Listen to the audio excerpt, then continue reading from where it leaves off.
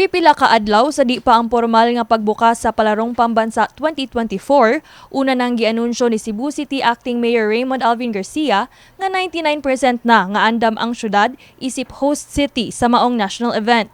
Apan eksklusibong naabtan sa MyTV Cebu ang pagsulod sa tubig baha ngadto sa mga pasilidad sa Cebu City Sports Center kung asa ipahigayon ang palaro. Giklaro ni Cebu City Acting Vice Mayor Dondon Ontiveros nga doon na pay padayong gitrabaho ang contractor ngadto sa CCSC pagkahitabo sa maong pagbaha.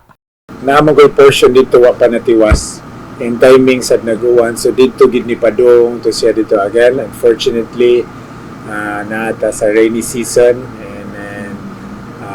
Atong mga gihire nga contractors are doing their best. Amo yung gi-require, pwede lapas, pwede kadlaw, pwede buhaton dyan nila.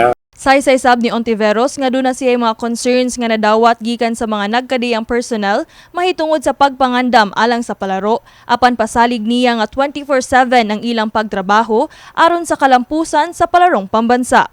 We are working, I can say 24 hours of little mga tuwing pangita, but really we are doing our best. The next few days will be crucial, but rest assured we'll make it the best talaga ever.